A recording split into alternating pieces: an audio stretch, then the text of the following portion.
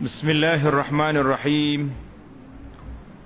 Alhamdulillahi rabbil alamin, wassalatu wassalamu ala rasulihil amin, nabiyyina Muhammad ibn Abdullah wa ala alihi wa sahbihi wa man sar ala nahjihi wa ihtada bihadihi wa istanna bisunnati ila yaumiddin, amma ba'd. Sambungan pelajaran kita dalam kitab Anak Kunci Syurga, bab salatul jamaah, bab sembahyang berjamaah. Hukumnya, hukum salat berjamaah ini berjamaah, yakni sembahyang berjamaah di masjid bagi orang laki-laki, iaitulah segala sembahyang yang difardukan itu sembahyang 5 waktulah. Sembahyang 5 waktu itu fardu kifayah. Dalam fiqh Syafi'i, mazhab Syafi'i kata salat jamaah ni fardu kifayah. Mazhab Imam Ahmad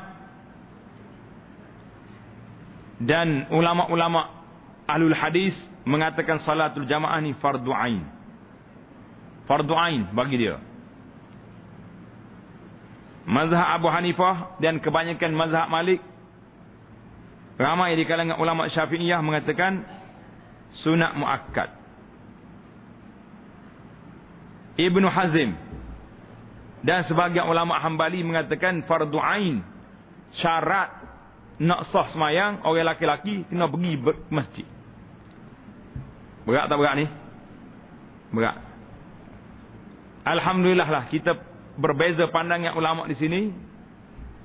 Nasib baiklah mazhab Syafi'inya ambil fardu kifayah. Kalau tidak, ramalah umat Islam di dunia hari ini yang berdosa. Kalau ikut Ibn Hazm pula tak sah semayang, kerana tak semayang di masjid. Walaupun tak ada kerja apa-apa pun, duk tunggu kedai kopi, duk tunggu rumah dia, tunggu tongkamak di rumah, tak pergi ke masjid, tak ada kerja. Jadi fiqh Syafi'i ni kata fardu kifayah. Tetapi ingat, fardu kifayah tu bermakna kalau sebuah kampung langsung tak ada orang sembahyang berjamaah, masjid kambing duk sembahyang situ, satu kampung dah sah habis. Macam ada setengah di taman perumahan, masjid ada. Bila kita pergi nak sembahyang masjid, tunggu tak mari tok bila. Naik atas apa ni, masuk dalam kawasan masjid penuh dengan tahi kambing. Kata rupanya masjid kambing sini ni. Ada juga masjid kambing. Buat masjid orang tak pergi, kambing tu pergi. Nasib baik juga kambing pergi. Kalau tidak, tak ada apa-apa.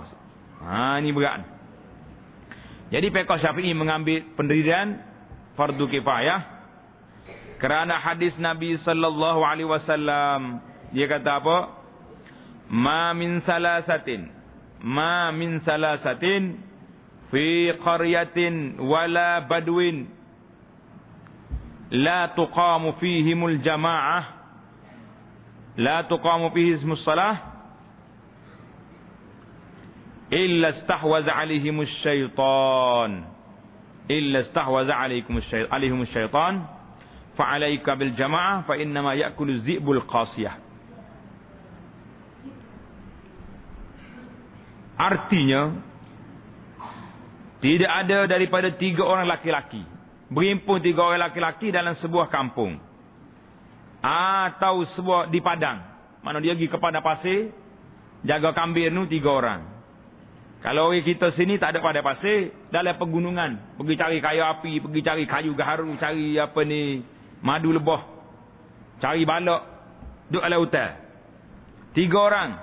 La tuqamu fihimus salah, tidak mendirikan mereka itu akan sembahyang berjamaah, melainkan mengalahkan mereka oleh syaitan.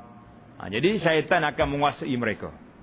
Tak kira lah menguasai di sini dengan makna orang ni kena rasuk ke syaitan, atau menguasai dengan arti orang ini suka buat benda-benda mungkar kerana syaitan telah menguasai mereka. Itu. Hadis ini diriwayat oleh Abu Daud, Ibnu Hibban dan mentashihkannya. Jadi hadis ini ada setengah ulama mengatakan hadisun hasan, ada yang mengatakan Ibnu Hibban kata hadis sahih. melainkan pada solat Jumaat. Solat Jumaat, maka fardu ain bagi orang laki-laki, fardu ain pergi salatul jamaah. Sayangnya zaman kita hari ni nak pergi Jumaat pun lambat pula. Kalau pergi tak duduk atas masjid, duduk jadi jaga kat luar tu. Jaga ada dah orang lantik, dia gitu pergi jadi jaga juga. Allahu akbar. Malanglah malang. Dan berjamaah di masjid lebih afdal bagi orang laki-laki. Jemaah di masjid, memang kena jemaah di masjid. Kerana hadis Bukhari dan Muslim. Hadis Bukhari dan Muslim ni panjang sekali daripada Zaid bin Sabit radhiyallahu anhu. Nabi kata apa? Fa inna afdalu salatil mar'i fi baitihi illa al-maktubah. Fa sallu ayuhan nas fi buyutikum. Fa inna afdala salatil mar'i fi baitihi illa salatal maktubah. Nabi kata apa? Salatlah sunat di rumah kamu. Jangan jadi rumah kita tu seperti kubur, tak ada orang salat di situ. Sebaik-baik salat itu, yang terlebih afdal salat itu bagi orang laki-laki di rumahnya, melainkan sembahyang fardu, maka afdal dia tu salat di mana? Di masjid. Afdal salatnya di masjid. Dalam kitab kita ni tak sebut hadis tentang kelebihan salatul jamaah, mungkin dikira sangat masyhur di mana hadis Bukhari dan Muslim daripada Abdullah bin Umar meriwayatkan salatul jamaati tafdulu salatal fardhi bi 27 darajah. Semayang berjamaah itu lebih baik daripada solat seorang 27 darjah. Dan adapun orang perempuan, maka lebih afdal baginya sembahyang di rumah. Orang perempuan afdal sembahyang di rumah. Kenapa? Kerana orang perempuan hari ini pergi masjid pun berjanguk, berhias-hias, jadi tidak mengikut adat etika masjid sangat. Capur gaul habis laki-laki perempuan. Tapi walau macam mana pun, kalau dia pergi ke masjid, orang perempuan pergi masjid, dia dapat pahala berjamaah 27 juga. Cuma kalau nak banding di antara solat di masjid dengan di rumah dia, maka di rumah dia tu afdal. Tetapi kalaulah dia pergi ke masjid, boleh berjamaah, boleh dengar nasihat, dengar tazkirah, dengar kuliah, maka lebih baik dia pergi ke masjid daripada duduk tunggu di rumah. Sebab di rumah tok guru dia solat satu je. Siapa tok guru dia? Tung kamak dia tu lah. Tung kamak tu hebat. Kamak tak kamak tung tu? Kamak itik boleh cakap orang putih. Hai, main-main. Mana ada orang itik boleh cakap? Kita orang Melayu ngaji kalau orang putih tak mesti kajak orang putih. Duk main ayu tukar dak. Tapi itik pasih. Pasih tak pasih dia cakap orang putih. Oh, bisa padamu lagi. Itu dipanggil tuan guru besar dia. Maka Nabi kata, sabda Rasulullah sallallahu alaihi wasallam, la tamna'u nisa'akumul masajid wa buyutahunna khairul lahunna. La tamna'u nisa'akum al masajid wa buyutuhunna khairul lahunna. Artinya jangan kamu tegah perempuan-perempuan kamu, perempuan orang Islam daripada nak pergi ke masjid. Jangan. Yang kata, "Hai balik perempuan, masjid ni afdal maya di rumah." Tak. Kita nak bandingkan. Tapi kalau dia pergi masjid, dia dapat pahala banyak lagi. Dan rumah-rumah mereka lebih baik bagi mereka. Hadis ini diriwayatkan oleh Imam Abu Dawud.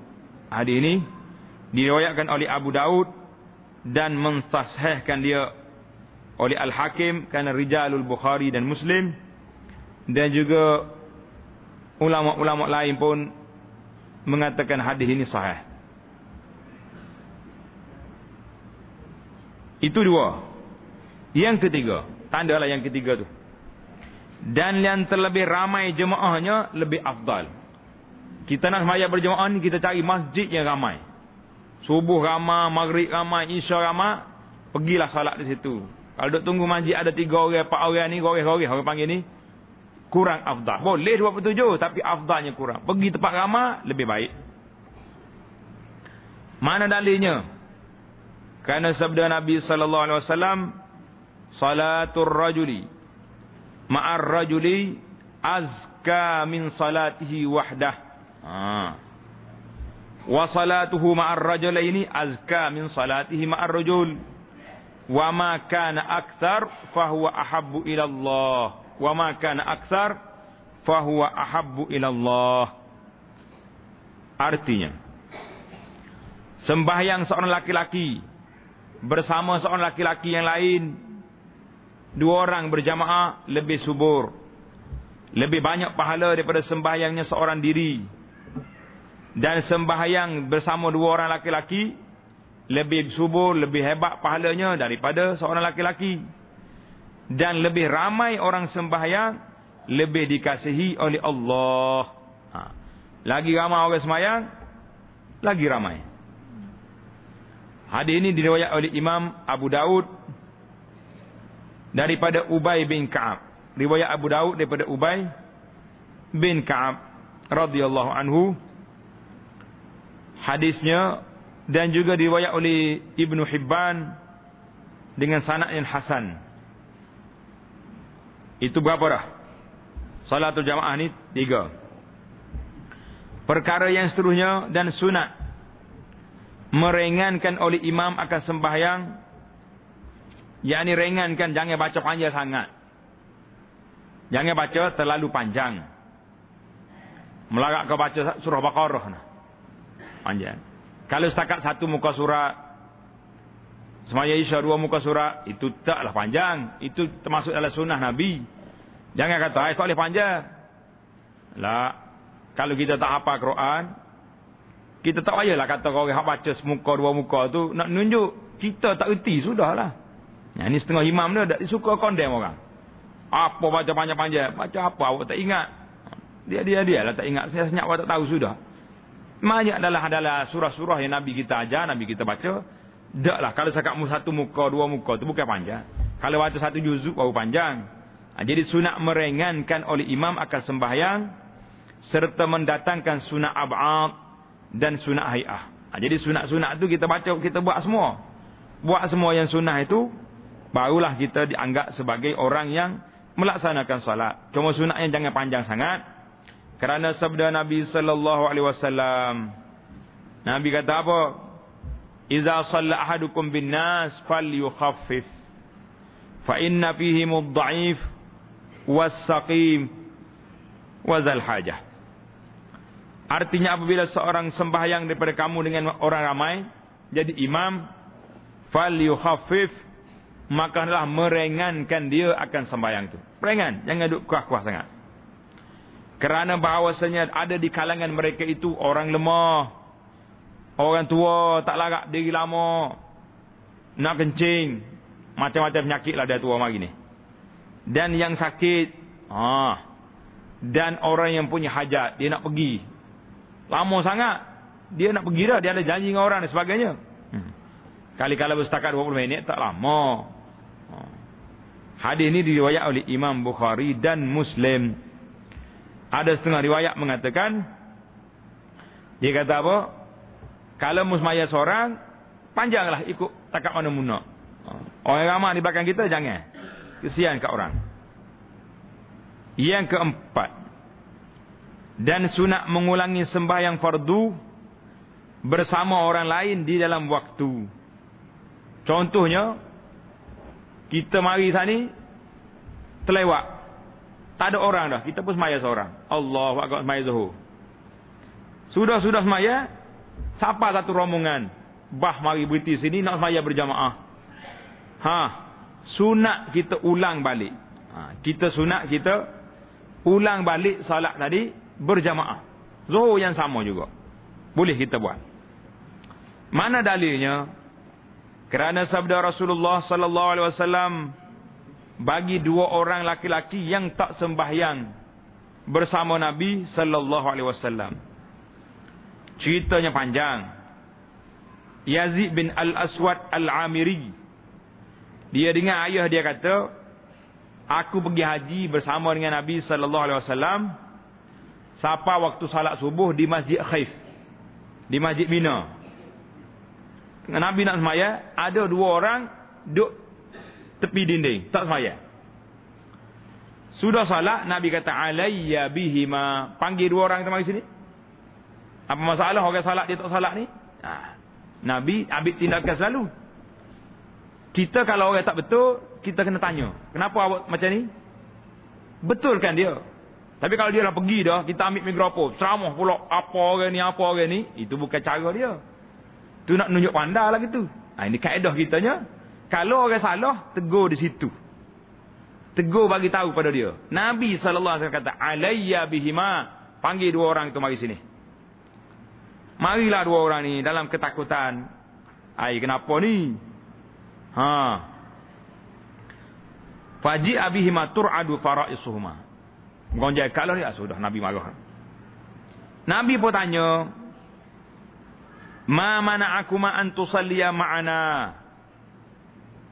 Kenapa kamu tak semayang bersama kami? Nih Nabi tanya dua orang ni, kenapa tak salat sama kami? Qala ya Rasulullah, kunna qad sallaina fi rihal. Kami salat dah tadi. Tepat kenderaan kami tu, kat utara kami semayang siap, mari sini jumpa dengan Nabi, dia cakap tak semayang. Maka Nabi pun bersabda, tengok dalam kitab, iza sallaituma fi rihalikuma thumma ataituma masjida jama'atin fasalliyaha ma'ahum fa innaha lakuma nafilah. Artinya apabila kamu telah sembahyang pada tempat kamu, kemudian kamu datang ke masjid, tempat sembahyang berjemaah, mu tengok orang solat jemaah, maka sembahyanglah kamu. Sembahyang sekali lagi. Maka bahawa salat yang kedua itu sunat bagi kamu. Jelas tak jelas? Jelas dah, itu sunat. Kalau kita tengok orang semaya jemaah pula, kita masuk. Jadi sunat. Hadis ini diriwayat oleh Imam At-Tirmizi. Hadis ini riwayat Imam At-Tirmizi. Kata Imam Tirmizi rahimahullah, wa huwa qawlu ghairi wahidin min ahli ilmi. Pandangan yang menerima suruh ulang balik salat ini diterima oleh ramai ulama, di antaranya Sufyan As-Sauri, Imam Syafi'i, Imam Ahmad dan lain-lain kata, apabila seorang itu sembahyang seorang, kemudian dia jumpa jemaah, fa innahu yu'idus salawat kulliha, dia ulang balik sembahyang dia tadi fil jamaah. Itu dalilnya kita kena ulang balik salat. Yang jadi masalah tempat kita hari ni bukan sakat tahu. Kalau dia tak semayang lagi pun, dia tengok orang ada jemaah tak semayang dah. Tama-tama kalau kita berhenti tempat rehat tu, R&R dia panggil. Oh, action sungguh orang sini. Anak pengalaman sungguh lah. Bila kita masuk masjid, kita tunggu tempat imam. Nak panggil orang mari, hok baru siapa sudah ambil uduk, mari.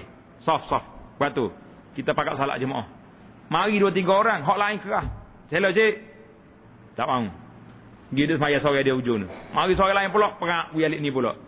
Penuh teretek dalam masjid. Inilah yang tidak bersatunya hati umat Islam, nak solat berjamaah pun tak boleh. Jadi inilah masalah kita hari ni. Panggil tak mari. Kalau kita tak panggil, lagi tak mari dia.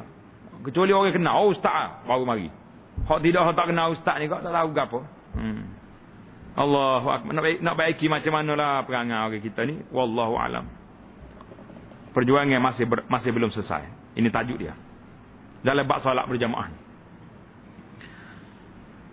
Jadi tanda sini dibolehkan ataupun keuzuran-keuzuran yang dibenarkan meninggalkan solat jemaah.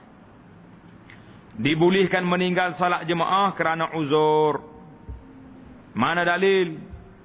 Dalil hadis Ibnu Hibban dan Al-Hakim dan Ibnu Majah meriwayatkan daripada Ibnu Abbas radhiyallahu anhuma, Nabi sallallahu alaihi wasallam bersabda, man sami'an nida falam ya'tihi fala salata lahu illa min uzrin. Artinya, sesiapa yang mendengar azan, dengar bang, maka tiada datang ia. Dengar ni. Jangan buat telinga tuli, lembu kenyai, badak sumbu ni. Badak sumbu ke badak tuli. Dengar orang azan tak pergi. Apa jadi? Maka tiada sembahyang baginya yang sempurna. Kalau dia semaya juga pun semaya yang tak sempurna. Kalau Ibnu Hazim kata tadi, tak sah dah semaya dia seorang di rumah. Itu masalahnya. Melainkan kerana uzur. Kalau orang ini uzur, dimaafkan. Hadis ini riwayat Ibnu Majah dengan sanad yang sahih. Tanda sini, apakah keuzuran yang dimaafkan? Kita nak cari keuzuran ni. Sebab kita pun banyak juga masalah ni tak? Banyak atau banyak? Banyak masalah punya. Setengah daripada keuzuran itu, yang pertama hujan. Hujan lebat. Kalau hujan sikit-sikit macam di negeri kita ni, biasa ya tu. Wah, hujan sikit tak mari dah kak. Berat negeri hujan ni. Negeri Arab tak apa. Sebab negeri yang tidak ada parit. Kalau hujan, air tu kah mari. Tahu-tahu di Mekah. Mekah tu kalau 1 jam saja hujan, banjir. Kereta hanyut. Oh iya, bahaya. Sebab kita ni suka-suka baru bakal hujan sikit-sikit tu tak. Kalau hujan lebat lah, kita letak hujan lebat. Kerana hadis Abu Daud, Ibnu Majah dan An-Nasai daripada Abi Al-Malih. Abi Al-Malih daripada ayah dia kata apa? Dia kata adalah kami bersama dengan Rasulullah sallallahu alaihi wasallam pada masa Hudaibiyah. Di dalam peperangan Hudaibiyah, bila Hudaibiyah ni, tanda situ, tahun yang ke-6 Hijrah. Nabi kita mai ke Hudaibiyah, jarak dia 25 km dengan Masjid Haram, jalan sekarang. Maka mengenai akan kami oleh hujan. Kena hujan dah.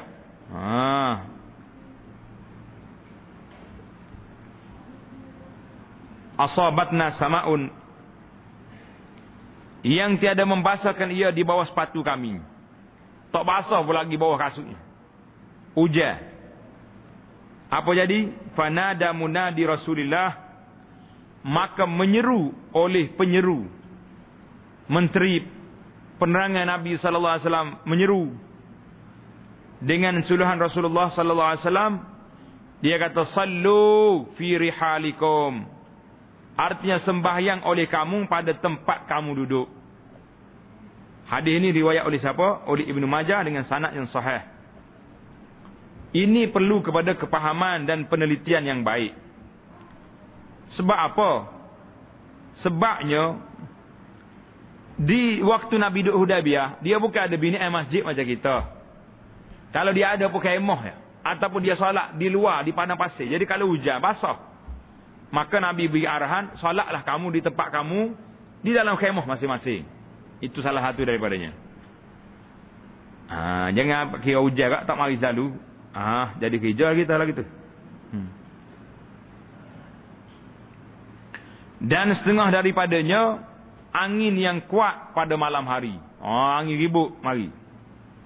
Kerana adalah Rasulullah sallallahu alaihi wasallam menyuruh akan penyerunya, menteri penerangan dia pada malam hujan dan malam yang sejuk, yang mempunyai angin.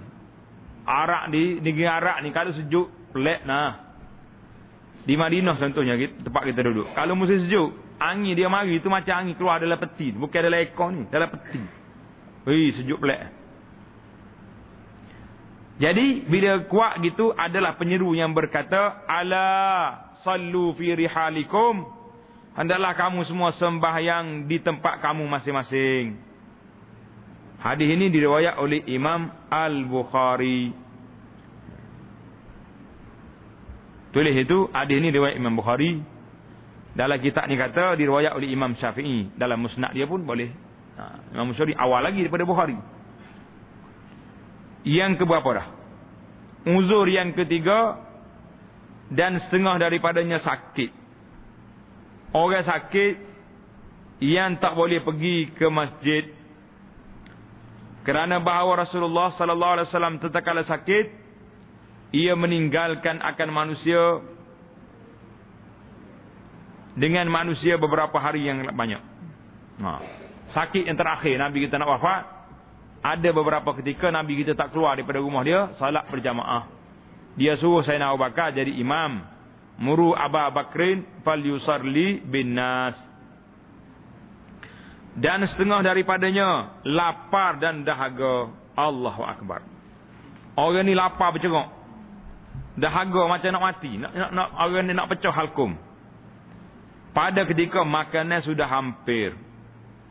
Tukang maceh kata, nak masak ni. Tok Bilal kata nak azan ni, nanti dulu. Ya azan juga, makan dulu. Tapi kalau biasa macam kita lah ni, makan dah tadi. Tak payahlah. Kerana hadis Bukhari dan Muslim. Dia kata apa? Bukhari dan Muslim riwayatkan hadis. Iza wudi'a asya'a ahadukum. Iza wudi'a asya'u ahadikum. Wa uqimatis salatu. Fabda'u bil asya'i. Betul baris. Bukan fabda'u. Mim buat hamzah. Fabda'u bil asya'i. Wala ya'jalanna hatta yafrugha minhu. Baiki kita tu. Maksudnya apabila diletakkan makanan petang, makanan malam, asyak, kepada seorang daripada kamu, dan iqamat sembahyang oleh tukang bang, muazzin pun qamat, makanan pak mari depan, kita tengah lapar. Apa nak buat? Maka dahulukan kamu akan makan makanan itu, dan jangan gopoh hingga selesai daripadanya. Kalau lapar sungguh ni. Kalau lapar boleh tahan. Tak payahlah, tunggulah dulu. Lepas ni kita pakai makan lah. Dan setengah daripadanya bertolak-tolak oleh hadas. Macam mana bertolak hadas pula ni? Artinya terlalu nak kencing atau nak buang air besar, nak berak.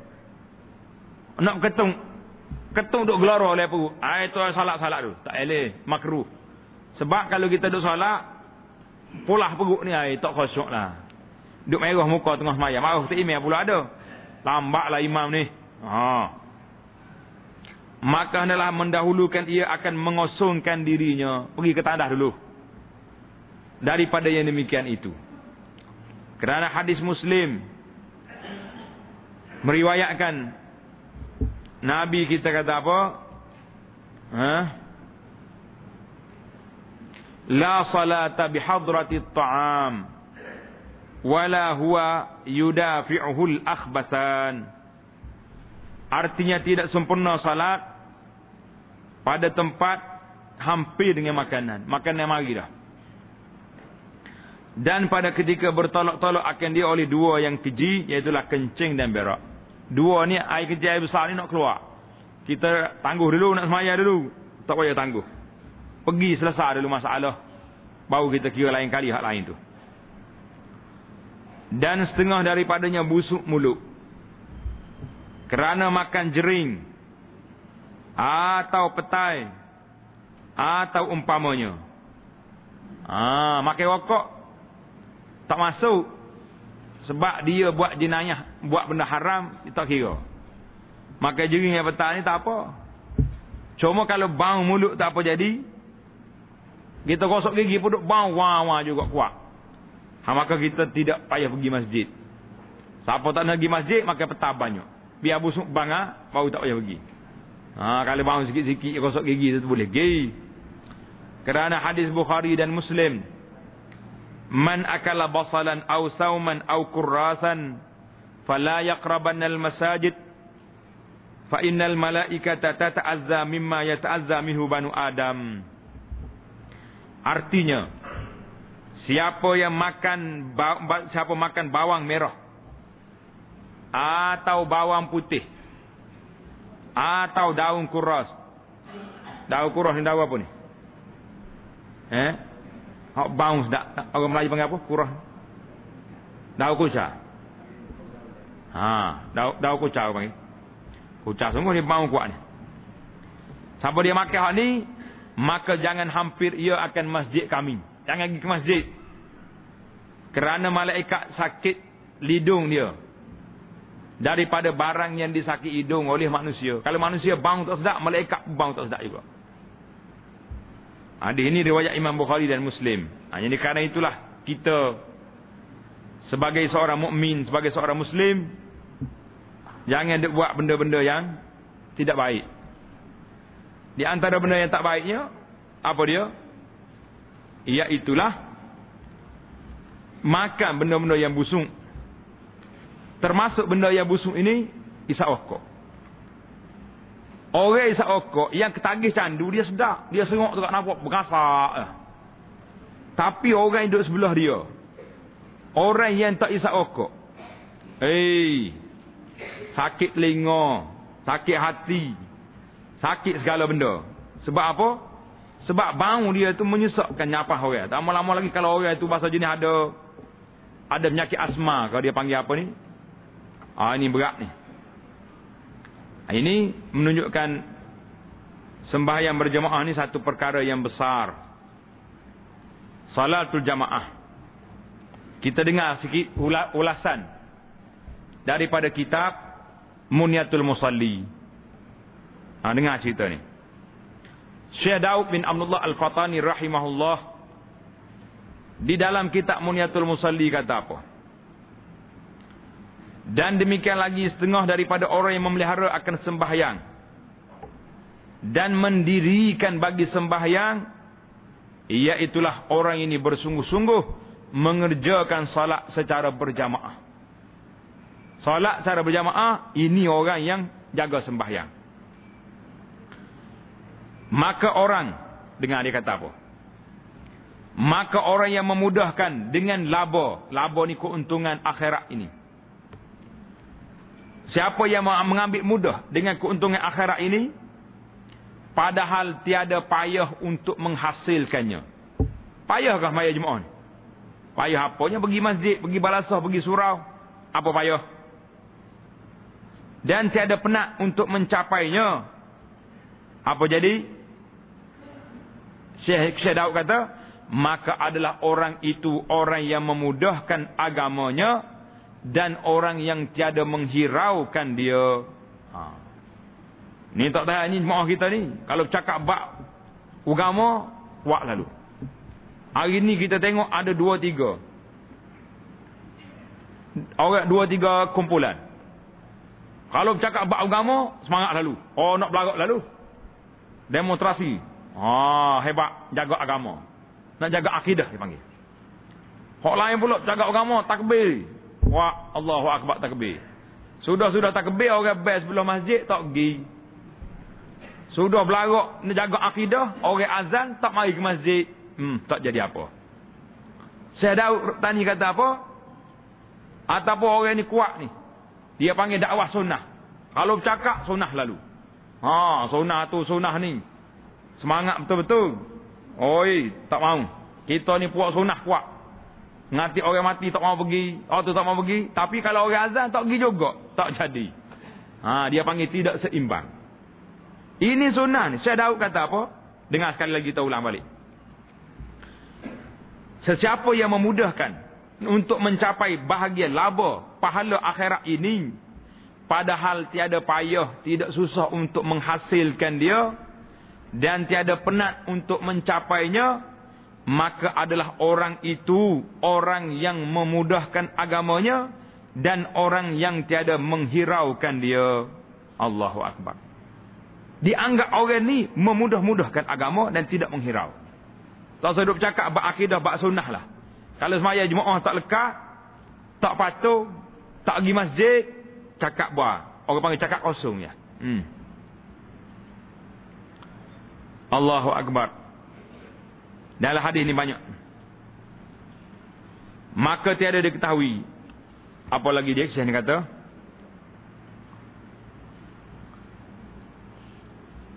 kita pun rasa cemas. Cemas tak cemas?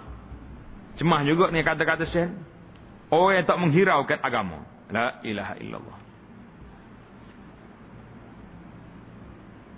Siapa dia rasa dia tak hirau kat agama, jangan sembahyang berjemaah.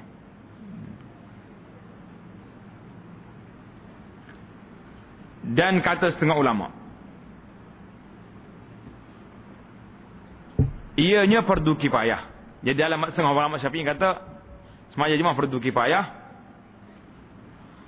Di perang akan orang yang meninggalkan dia. Siapa dia tak mau sembahyang jemaah ni, kapur tak ada sembahyang jemaah, boleh perang. Dan lagi pula kerana memeliharakan mazhab yang mengatakan orang yang jiran masjid tidak harus sembahyang melainkan di dalam masjid jamaah.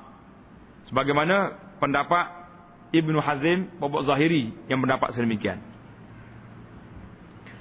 Dan kata setengah ulama dalam kitab Musalli lagi, membandingkan sembahyang berjamaah itu seperti air yang banyak yang tiada menajiskan kedatangan najis, melainkan berubah rasanya atau warnanya atau baunya.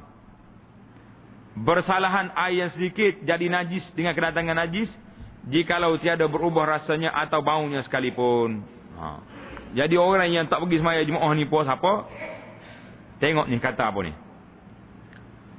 Orang barang siapa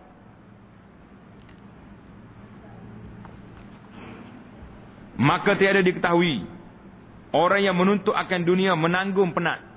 Tengok, dengar bandingan. Orang yang kerja atas dunia ni penat tak penat dia? Penat. Kadang-kadang pikul batu, pikul berah, gaul semi pagi sampai gelap. Sakit tulah-tulah.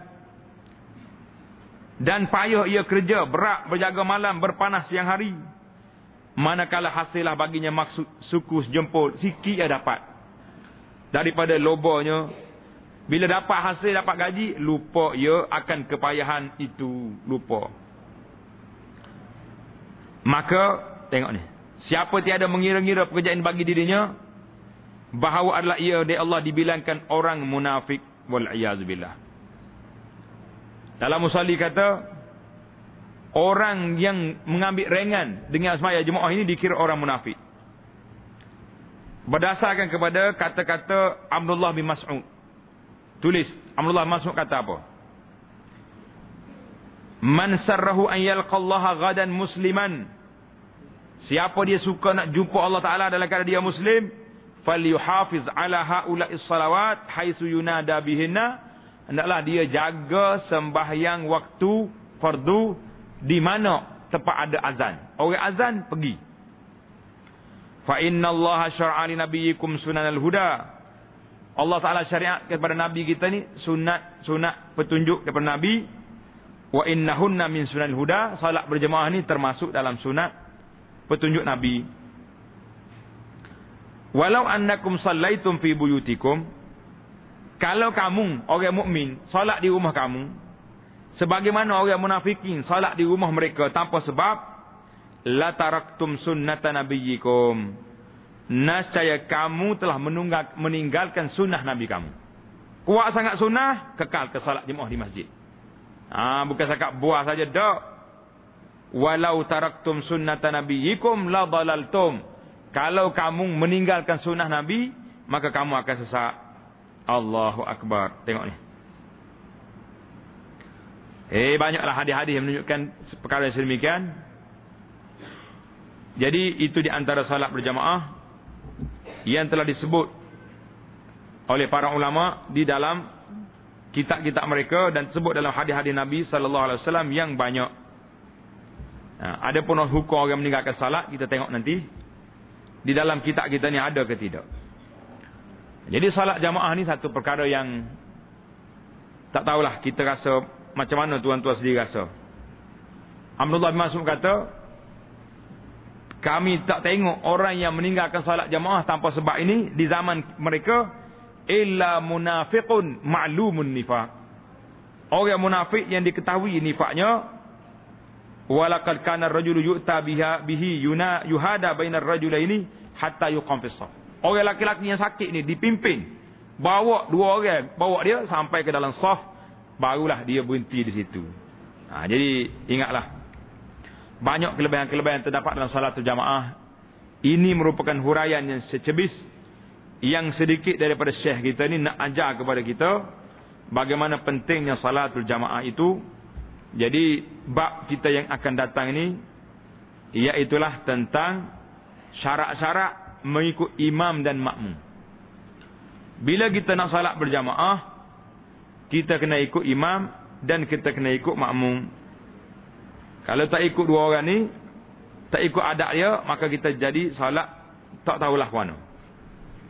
Sebagaimana yang berlaku kebanyakan masjid-masjid kita hari ni, iaitulah ramai orang hari ni tidak jelas sembahyang ni nak ke arah mana, tak tahu.